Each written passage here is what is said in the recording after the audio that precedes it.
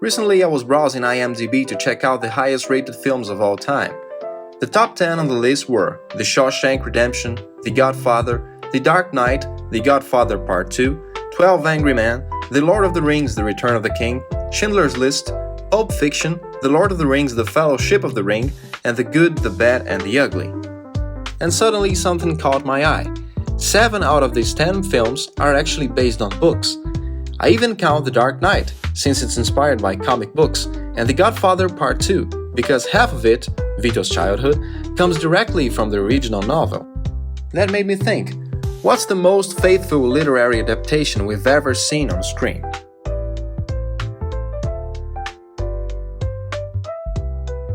Before we start, this is obviously a very personal opinion, and if you disagree, that's perfectly fine. Feel free to share your thoughts in the comments. And also, I'm not looking for the best film ever made from a book. My focus here is fidelity. Which film transferred the pages of a book to the screen with the greatest accuracy? Let's start with the IMDb films. The Shawshank Redemption comes from Stephen King's novella Rita Hayworth and The Shawshank Redemption in different seasons. In my point of view, the film is even better than the book, thanks mostly to Morgan Freeman's warm narration. The novella is excellent, but it feels colder. Still, the film takes some liberties. For example, in the book, Red is an Irish man with red hair, and the Holbrook storyline outside prison doesn't exist. So while the film is a masterpiece, it's not 100% faithful. The Godfather and The Godfather Part 2 are also incredible adaptations, and just like Shawshank, I would argue they surpass the book, but fidelity isn't exact.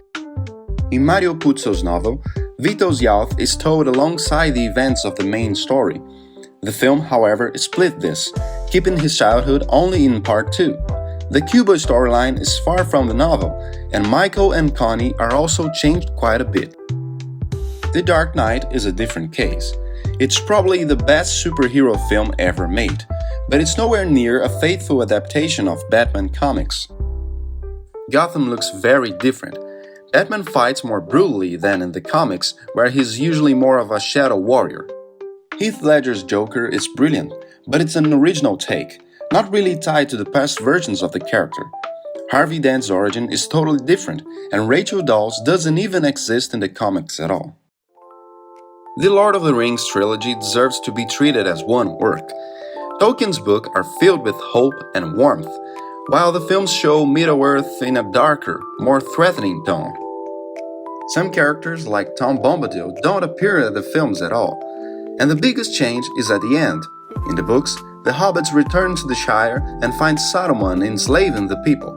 In the films, Saruman is defeated much earlier. Still, these films might be the most impressive adaptation on this list. Schindler's List is an interesting case. Spielberg made changes to highlight Oskar Schindler more than other characters that are important in the book. And also the most famous scene, the girl in the red coat, doesn't exist in the book.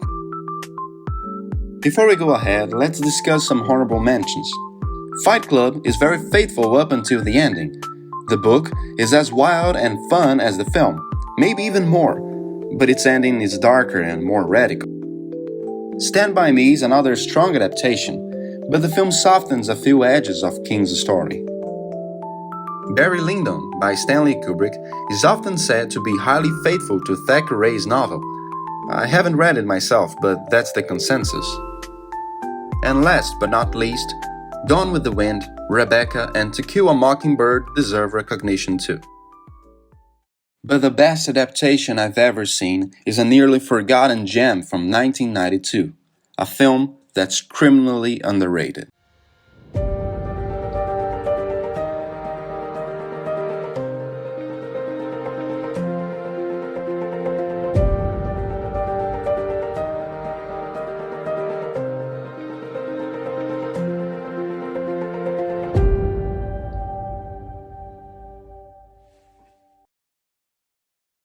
Directed and starred by Gary Sinise, this adaptation of Steinbeck's novel is one of the rare cases of almost absolute fidelity. The film basically plays out word for word. The dialogue lines is straight from the book, the setting is perfect, and the pacing mirrors Steinbeck's rhythm exactly. John Malkovich delivers one of the greatest performances of his career as Lenny. The soundtrack by Mark Isham is intimate, delicate, and haunting. It elevates the whole narrative. Of Mice and Men respects the reader's imagination completely. Every detail from the book is right there on screen. From the small interactions between George, Lenny, and the workers to the devastating final scene. Once you've seen the film, it's impossible to reread the book without picturing Sinise and Malkovich. The film takes almost no liberties, never altering characters, events, or the ending. It's strict, faithful, and deeply moving.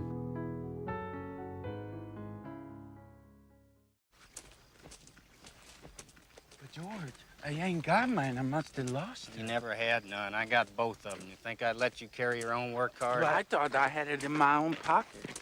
What'd you take out of that pocket? There's nothing in the pocket, George. I know it ain't. You got it in your hand. Now, what you got in your hand? George, that's my mouse. But I didn't kill it, George. Honest, I found it dead. Give it here. George, leave me have it. Give it here. What do you want with a dead mouse, anyway? I was just petting it with the fingers while we was walking along. Yeah, well, you ain't petting no mice when you walk with me. Okay. I will. Guys like us that work on ranches are the loneliest guys in the world. They got no family and they don't belong no place. They got nothing to look ahead to. But not us, George. Tell about us now. Well, we ain't like that. No. We got a future. We got somebody to talk to that gives a damn about us. If them other guys gets in jail, they can rot for all anybody cares. But not us, George, because I got you to look after me, but then you got me to look after. But George, tell about how it's gonna be. Someday, we're gonna have us a little house and a couple of acres. And the cow and the pig. And chicken. And we're gonna live off the fatted land, George, and have rabbits. And have Go rabbits. But George, tell what we got in the garden. Okay. Then tell about the rabbits in winter, and about your stove, and how thick the cream was on the milk. Yeah. Like you did. Go ahead, George, tell them. Why don't you do it yourself? You know all of it. George, no, it's not the same. When I tell it, that's not the same. Go tell how I get to tend the rabbit. Hey,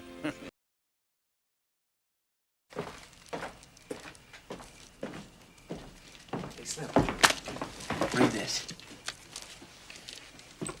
Dear editor, I read your magazine for 6 years and think it's the best in the market. I like stories by Peter Ann. What you want me to read that for? Well, go on. Read the name at the bottom. Yours for Success, William Tanner. You remember Bill Tanner, right?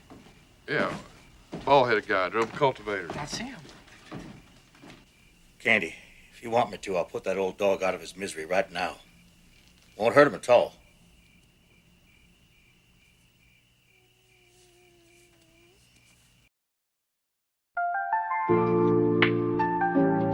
Another remarkable detail is the film's look and style. Even though it was released in the 90s, Of Mice and Men avoids the visual trends of the decade. There are no flashy edits, no dated filters, no modern gimmicks.